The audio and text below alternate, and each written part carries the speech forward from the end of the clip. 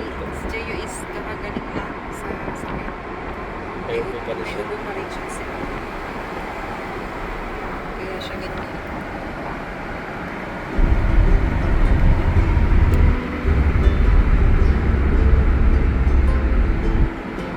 So, mainit na ngayon dito sa Korea. 29 pa rin. 27 yan na ngayon. 29. 27.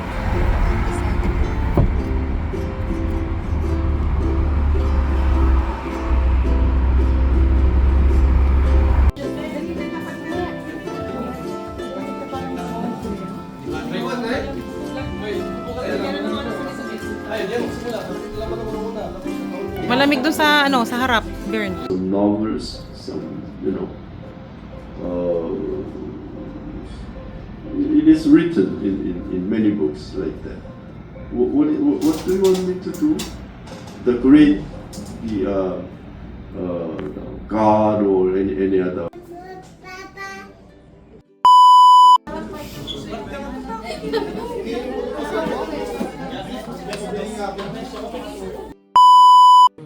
Yes, Pastor. And it is 2 page. It's okay. running after me, but you can just select some. Nanap na si Mama.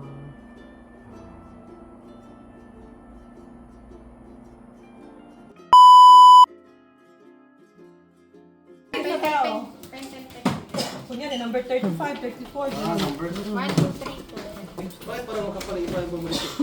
The next day. We will go to the clinic, to the doctor, because Jeyo is sick. He has fever and cough. He's not feeling well. You will see that. He's not feeling well.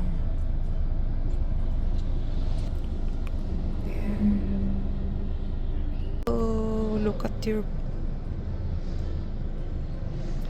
yours. Sleeper, Jeyo. It's dirty. It's dirty. The sleeper of Jeyo is dirty. He's not feeling well talaga. Oh, baby ko. Oh, nalalambot siya. Grabe. Nalalambot na siya. Oh, naman ang baby ko. Oh, are you okay? Hospital. Oh.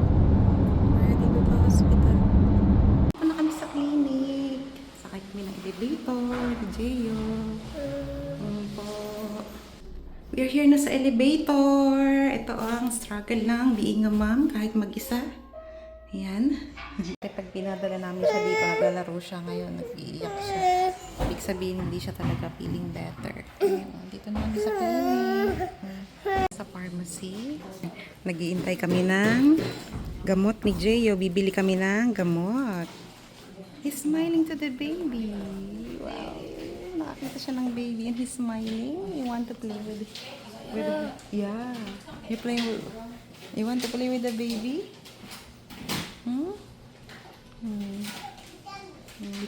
Wow. You feel better? Nag-iyak-iyak siya dun sa loob. Sobrang iyak niya. Na kami ng gamot ni Jeyo. Kakapunta lang namin dito nung Monday. Tapos bali 1 week na din. Tapos ngayon ulit. Iba na naman yung gamot niya kasi may ubo siya ngayon. Ito siya, oh. Klingi. Oo, dyan. May taxi dyan sa labas.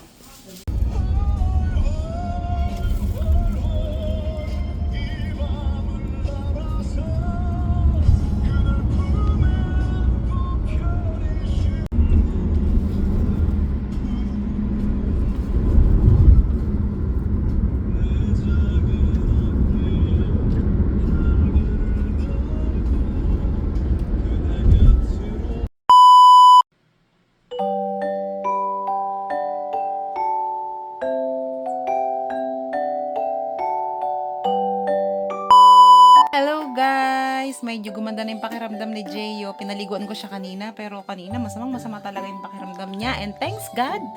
Ngayon is, ayan o, nanonood na siya. Yes! Peekaboo daw. Peekaboo! And, andito sa harapan namin. Napakadami namin ditong mga menu na nagpa-deliver kami. Kasi para makakain siya. Kasi guys, hindi siya kumakain. Orange pa lang ang kinakain niya ngayong araw na to. So, nag-order kami ng Korean food. Nakatawag na ako kanina at iniintay ko na dumating para titingnan ko kung kakain siya.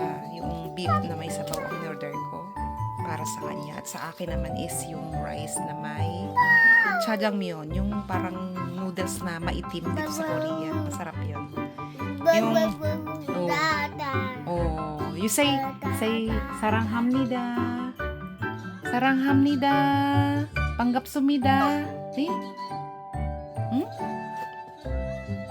Okay na siya. Thanks God.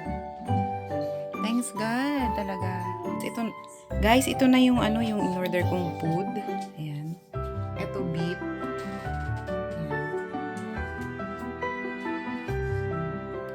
Titingnan ko kasi kung kakain si Jeyo para kakain na din ako. Pakainin ko siya.